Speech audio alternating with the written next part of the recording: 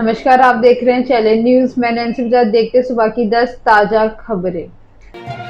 गहलोत बोले, पायलट ने गद्दारी की, सीएम कैसे बन सकता है। राहुल गांधी की भारत जोड़ो यात्रा के राजस्थान आने से पहले कांग्रेस में एक बार फिर से भारी खींचतान शुरू हो गई है। मुख्यमंत्री अशोक गहलोत ने सचिन पायलट पर अब तक का सबसे बड़ा हमला बोलते हुए कहा है कि पायलट को कैसे सीएम बना सकते हैं। जिस आदमी के पास 10 विधायक नहीं है, जिसने बगावत की और जिसे गद्दार नाम दिया गया है, उसे कैसे लोग स्वीकार कर सकते हैं। गहलोत ने कहा है कि जिसके कारण हम 34 दिन होटलों में बैठे रहे, ये सरकार गिरा रहे हैं। अमित शाह भी शामिल है, धर्मेंद्र प्रधान भी शामिल थे।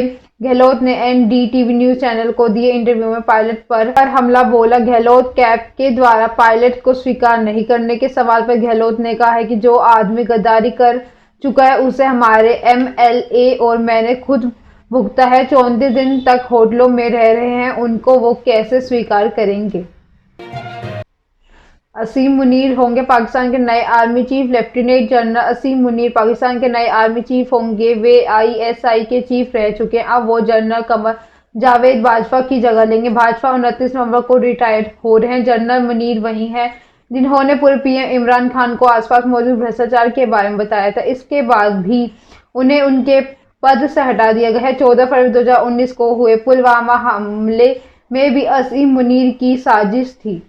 असीम 2018-2019 में 8 महीने के लिए आईएसआई चीफ रह चुके हैं। इमरान खान ने अपने करीबी फैज हमीद को आईएसआई चीफ बना दिया और गुजरावाला कैंपर्स कमांडर के तौर पर मुनीर का ट्रांसफर कर दिया। असीम को 2018 में 2 स्टार जनरल के रैंक पर प्रमोट किया गया था, लेकिन उन्होंने इस पोस्ट को 2 महीने बाद ज्वाइन किया। लेफ्टिनेंट जनरल के तौर पर उनका 4 साल का कार्यकाल 27 नवंबर को खत्म होगा।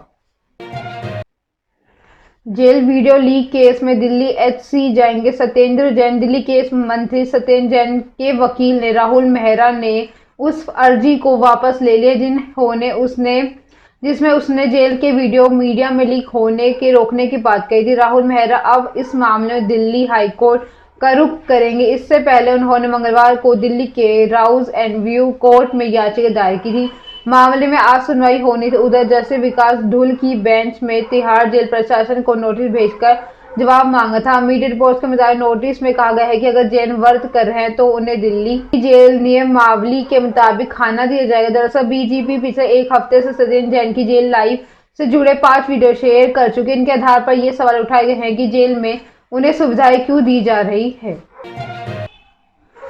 अब नए लुक में नजर आएंगे एयर इंडिया के क्रू। टाटा ग्रुप ने एयर इंडिया के टेक ओवर करने के बाद एयरलाइंस में बदलाव करना शुरू कर दिया है। अब हाल ही में एयर इंडिया ने अपने कैबिन अटेंडेंट के लिए ग्रूमिंग गाइडलाइंस की एक लंबी लिस्ट जारी की। इस लिस्ट में मैन और वुमेन क्रू मेंबर्स दोनों के लिए ग्रूमिंग गाइडलाइंस शामिल है। गाइडलाइंस में बताया गया है कि मेल और फीमेल क्रू मेंबर्स को ग्रूमिंग में क्या करना है और क्या नहीं। एयर इंडिया ने क्रू मेंबर्स को अपने लुक पर खास ध्यान देने की सलाह दी है। सभी मेल और फीमेल क्रू मेंबर्स दोनों को इन गाइडलाइंस का सख्ती से पालन करना होगा।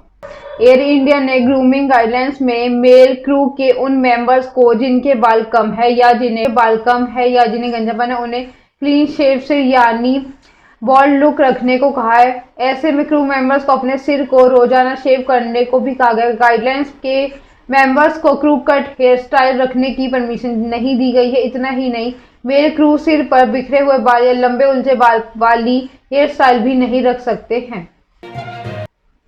अनवर इब्राहिम बने मलेशिया के नए प्रधानमंत्री। अनवर इब्राहिम मलेशिया ने गुरुवार को मलेशिया के नए प्रधानमंत्री के तौर पर शपथ ली है। मलेशिया में 19 नवंबर को चुनाव के पद से गतिरोध चल रहा है। इसी बीच किंग सुल्तान अब्दुल्ला ने अनवर को नया प्रधानमंत्री नियुक्त किया है। 2018 के लेकर अब तक मलेशिया में 3 बार चुनाव हो चुके। अनवर इब्राहिम साल 1990 में उप प्रधानमंत्री थे और 2018 में प्रधानमंत्री बनने से चूक गए थे। मलेशिया के किंग सुल्तान अहमद शाह के पास प्रधानमंत्री को नियुक्त करने की पावर होती है। इसी के लिए सभी दलों को उनके सामने बहुमत साबित करना होता है। अनवर काफी समय से इंडोनेशिया में विपक्ष के नेता रह चुके। 5 दिनों पहले हुए चुनाव में अनवर इब्राहिम के समर्थन वाले गठबंधन पख्तान हरापात ने 82 सीटें जीती थी। 5.5 महीने बाद पंजाब से दिल्ली पहुंचा लॉरेंस। सिद्धू मूसेवाला हत्याकांड का मुख्य आरोपी लॉरेंस 4.5 महीने के बाद पंजाब से बाहर आ गया है। ट्रांजिट रिमांड पर लॉरेंस को दिल्ली लेकर पहुंची राष्ट्रीय जांच एजेंसी एनआईए ने वीरवार सुबह कोर्ट में पेश किया। दिल्ली कोर्ट ने लॉरेंस को 10 दिन के लिए एनआई को सौंप दिया है। एनआई ने उसके खिलाफ आतंकी व गैर कानूनी गतिविधियों में शामिल होने के आरोप लगाए हैं। मिली जानकारी के अनुसार गैंगस्टर लॉरेंस पर एनआईए ने आतंकी गतिविधियों में शामिल होने पर गैर कानूनी गतिविधियों की रोकथाम के लिए बनाए गए नियम यूएपीए के तहत केस दर्ज किया। बुधवार को इसके आदेश चंडीगढ़ पहुंच गए थे, जिसके बाद एनआईए लॉरेंस को बठिंडा जेल की अपनी कस्टडी में लेने वाली एनआईए लॉरेंस से दिल्ली ले जाकर आतंकी कनेक्शन को लेकर पूछताछ करेगी। भारतीय यात्रियों के लिए यूएई ने किया नियम में बदलाव। संयुक्त अरब अमीरात यूएई ने भारत के हवाई यात्रा करने वाले यात्रियों के लिए नियम में बदलाव की घोषणा की है। नए नियम के मुताबिक यात्री के पासपोर्ट पर पहला और दूसरा नाम होना जरूरी है। ऐसा नहीं होने पर यात्री को वीजा नहीं दिया जाएगा। यह बदलाव 21 नवंबर से लागू किया गया। यूएई ने ट्रेंड पार्टनर इंडिगो एयरलाइंस को भी संबंध में निर्देश जारी की है, जिसके अनुसार पासपोर्ट पर एक ही नाम वाले यात्री जो घूमने या किसी दूसरे काम के लिए वीजा पर यात्रा करने वाले हैं, उन्हें यूएई ने जाने और आने की अनुमति नहीं दी जाएगी। पासपोर्ट पर यात्री के नाम और सरनेम स्पष्ट लिखा होना जरूरी है। यूएई ने यह भी कहा है कि सिर्फ स्थायी वीजा धारकों को सिंगल नाम वाले पासपोर्ट से यात्रा करने की छूट दी जाएगी, बशर्ते वह पहले अपडेट किया जाएगा। अधिक जानकारी के लिए लोगों से goindigo.com पर विजिट करने के लिए कहा है। सहारनपुर में इनकम टैक्स की 5 जगह रेड। गाजियाबाद में आई इनकम टैक्स की टीम सहारनपुर में 5 जगह रेड की गई। शहर के नामचीन शहद कारोबारी, हाई वेयर व्यापारी, ज्वेलर, प्रॉपर्टी डीलर के घर, ऑफिस और गोदामों पर छापेमारी की गई। एक टीम शहर के सबसे बड़े चार्टर्ड अकाउंटेंट के घर पे दस्तावेज खंगाल रही है। इन्हीं घर पे से छापेमारी की शुरुआत हुई है। सहारनपुर में शहद व्यापारी भाइयों राजेश, मुकेश और संजय मेहता की यहां आईटी की रेड हुई। आईटी टीम को सोर्स बताते हुए करोड़ रुपए की टैक्स चोरी पकड़ी जा सकती है। आईटी की टीम सुबह 5 बजे करीब 10 से 15 गाड़ियों में सहारनपुर पहुंची। यहाँ आने के बाद कारोबारियों के ठिकानों पर पहुंच गई। लोकल पुलिस भी सुरक्षा के लिए उनके साथ मौजूद है। आईटी टीम ने शहर व्यापारी के लक्ष्मी नगर में स्थित घर, मिशन कंपाउंड के घर और 9 गजा पीर पर इनकी फैक्ट्री पर भी छाप मारा। आईटी टीम ने शहर व्यापारी के सीएम संजय धिंगरा को सुबह ही उठा लिया और सारे दस्तावेज खंगाले हैं। फुटबॉल वर्ल्ड कप, बेल्जियम की रोमांचक जीत। बेल्जियम में कतर में चल रहे फुटबॉल वर्ल्ड कप में रोमांचक जीत से शुरुआत की गई। उसने ग्रुप 1 के मुकाबले में कनाडा 1-0 से हराया। बेल्जियम की ओर से विजयी गोल मिची बत्शुआई ने दागा। बेल्जियम का अगला मुकाबला रविवार को मोरक्को के साथ होगा। इस जीत के टीम ग्रुप एफ के टॉप पर पहुंच गई। उसके 3 अंक हो गए हैं। इस ग्रुप का एक अन्य मुकाबला मोरक्को और क्रोएशिया के बीच ड्रॉ हो गया था। ऐसे में दोनों के पास 1-1 अंक है। वहीं कनाडा के हार के साथ सबसे निचले पायदान पर है। ये ग्रुप में टॉप 2 टीम नॉकआउट स्टेज के लिए क्वालिफाई करेंगी। बेल्जियम में लगातार तीसरे वर्ल्ड कप में अपना पहला मैच जीता है। ये पिछले 8 वर्ल्ड कप के ग्रुप स्टेज के मैच जीत रहा है। 2014 वर्ल्ड कप के बाद बेल्जियम ने 13 मैचों में 11 जीत दर्ज की है।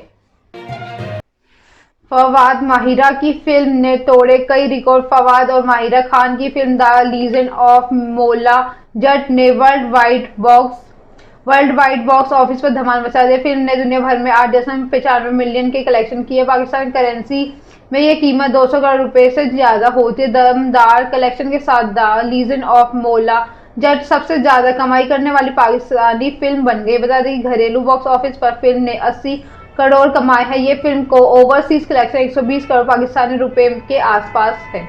मीडिया रिपोर्ट्स की माने तो द लीजेंड ऑफ मोला जट पाकिस्तान की सबसे महंगी फिल्म है। इसे बनाने में कुल 100 करोड़ पाकिस्तानी रुपए का खर्च आया है। ऐसे में फिल्म ने अपने बजट में 2 गुनी कमाई कर चुके। मेकर्स फिल्म के अनकट वर्जन को यूके में 2 दिसंबर को रिलीज करेंगे। पहले तो जो 18+ और अनसेंसर होगा, इसके बाद फिल्म के कलेक्शन में भी इजाफा होगा।